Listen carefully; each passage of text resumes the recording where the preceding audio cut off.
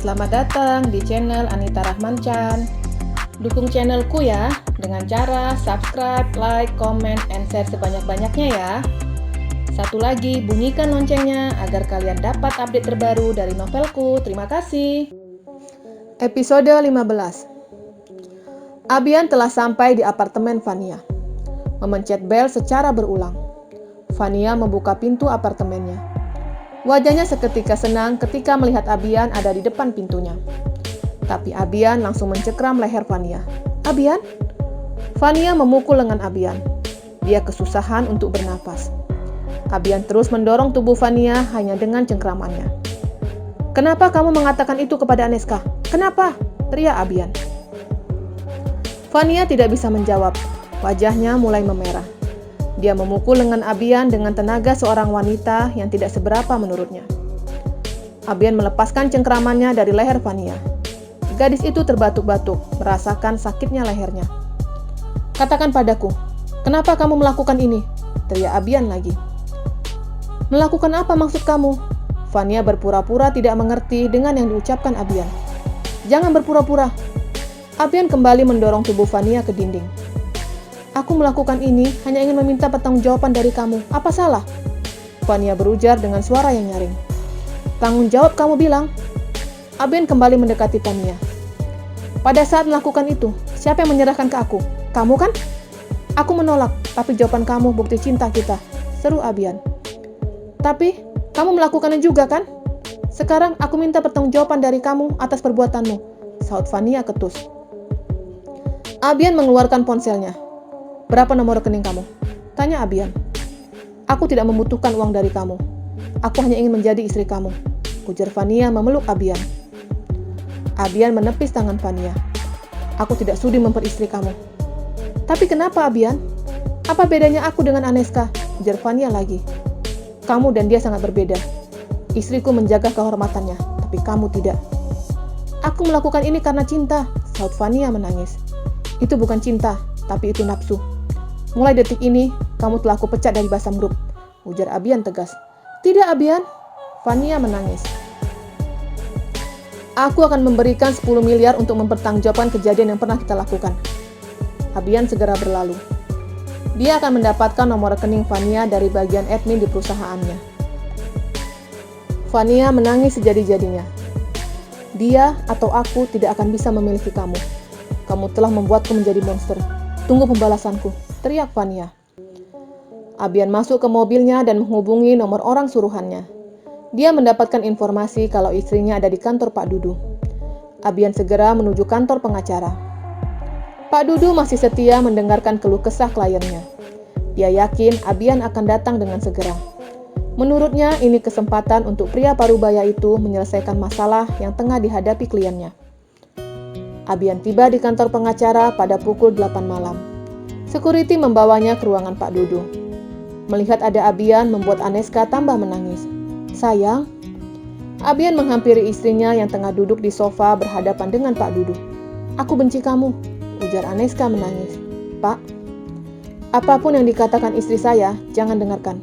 Saya tidak akan pernah menceraikannya," ujar Abian tegas. "Pak, saya tetap mau bercerai," ujar Aneska kekeh dengan pendiriannya. Pak Dudu menghembuskan nafasnya. "Sebaiknya kalian tidak bercerai." Aneska langsung menatap ke arah Pak Dudu. Dia tidak setuju dengan ucapan pria parubaya itu. "Dengarkan dulu. Saya mau mendengarkan penjelasan dari Tuan Abian." Abian menjelaskan kejadian dulu, di mana dia dan Vania berpacaran. Vania menyerahkan mahkotanya ke Abian tanpa ada permintaan dari Abian. Abian menolak, tapi Vania memaksa. Dengan alasan bukti cinta, dan dengan seperti itu, Abian tidak akan bisa melupakan Vania. Penjelasan Abian membuat Aneska menangis sejadi-jadinya. Dia tidak bisa membayangkan suaminya bermesraan dengan wanita lain. "Dasar pria," ujar Aneska marah. "Pak, saya sudah menyelesaikan masalah ini dengan Vania. Besok, saya akan mentransfer uang sebesar 10 miliar untuknya," ujar Abian. Pak Dudu menoleh ke Aneska. "Sepertinya masalah ini selesai. Tuan Abian sudah menyelesaikan masalahnya," ujar Pak Dudu. "Tapi saya tidak bisa, Pak," saut Aneska. "Aneska, semua orang mempunyai masa lalu. Mereka melakukan dalam keadaan sadar. kecuali Tuan Abian memaksanya. Saya harap kamu paham." "Dan masalah selesai," ujar Pak Dudu. Dengan berat hati Aneska keluar dari ruangan itu. Abian mengikuti istrinya, memaksa Aneska untuk naik ke mobilnya. "Sayang, maafkan aku," ujar Abian memaksa istrinya untuk naik ke mobil. Aneska memberontak, tapi tenaganya tidak cukup kuat untuk melawan tenaga seorang pria. Di dalam perjalanan pulang, Aneska terus memalingkan wajahnya. Abian mengelus rambut istrinya, tapi Aneska menepis tangan suaminya. Abian mengecup punggung tangan istrinya dan Aneska menarik tangannya dengan segera. Tidak ada percakapan di antara keduanya selama perjalanan. Aneska terus membayangkan suaminya dengan Fania. Sedangkan Abian memikirkan cara agar istrinya dapat memaafkannya. Zidan dan Tiara pergi makan malam. Selesai makan malam, Zidan membawa Tiara ke taman. Duduk di kursi taman, seraya melihat keadaan taman yang ramai dari para muda-mudi. "Seminggu lagi, aku akan menemui bapak kamu. Apa kamu sudah menghubungi beliau?" tanya Zidan. Tiara menggelengkan kepalanya. "Kenapa kamu tidak menghubungi bapak?" tanya Zidan bingung. "Kamu langsung saja datang ke rumah. Apa kamu ingin ada penyambutan?" tanya Tiara. "Bukan itu. Kalau bapak kamu lupa bagaimana?" tanya Zidan khawatir jika kedatangannya akan membuat bapak Tiara bingung. "Nggak lupa. Bapak kemarin menghubungiku dan menanyakan tentang kamu," sahut Tiara. Wajah Zidan tersenyum semeringah. "Serius?" Dia kurang yakin dengan ucapan Tiara. Gadis itu menganggukkan kepalanya. "Apa itu pertanda baik buatku?" tanya Zidan lagi. Tiara mengedikkan bahunya. Dia tidak bisa memberikan janji yang dia sendiri belum tahu dengan jelas. "Apa nanti kamu akan ikut denganku ke rumah bapak kamu?" tanya Zidan lagi. Tiara menjawab dengan menggelengkan kepalanya. "Aku akan menunggu kamu di kampung. Hanya sebuah alamat yang aku berikan ke kamu.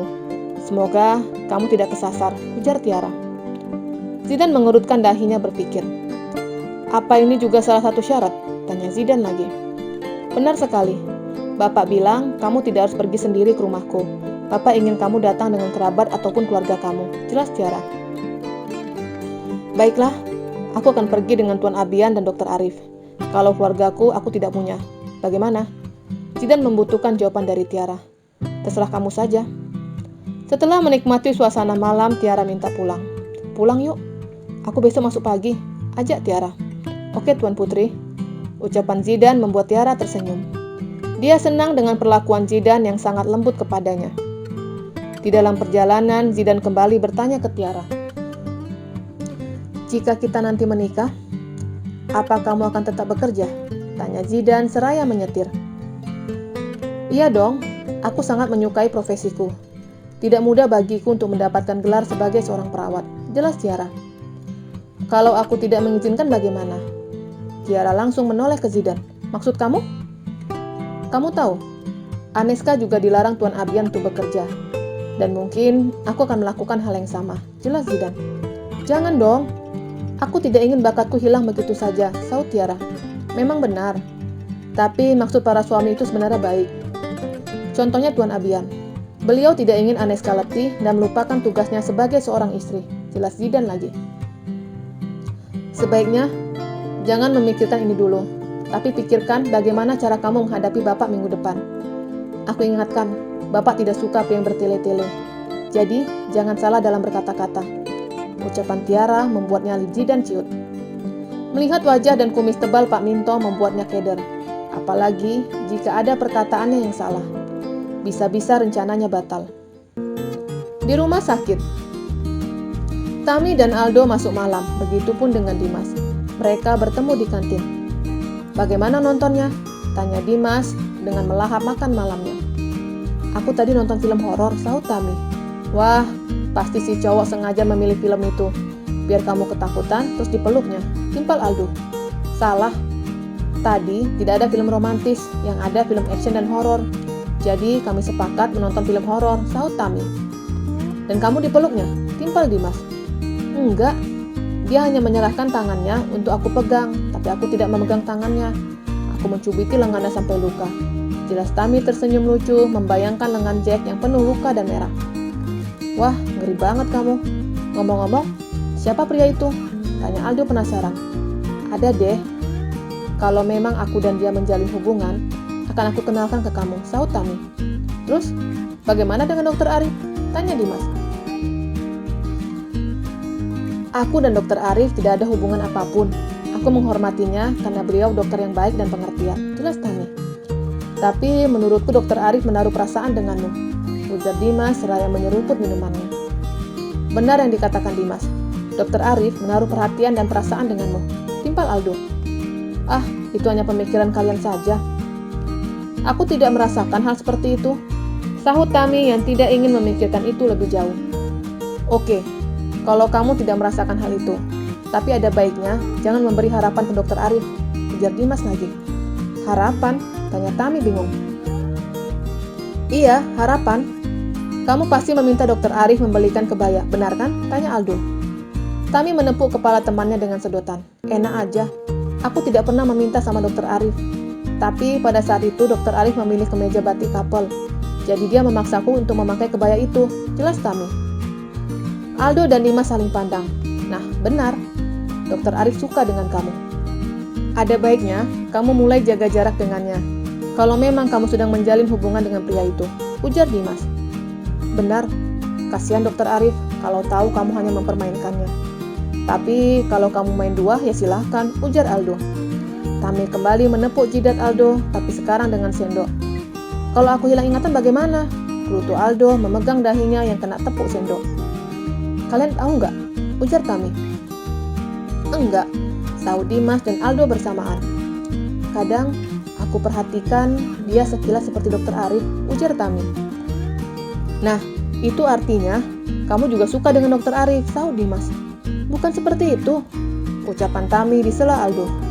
Kalau bukan seperti itu, tidak mungkin kamu bisa mengatakan pria itu seperti Dokter Arif. Itu artinya kamu ada perasaan dengan Dokter Arif, timpal Aldo. Tami diam. Yang diucapkan temannya membuatnya bingung dengan perasaannya. Bersambung.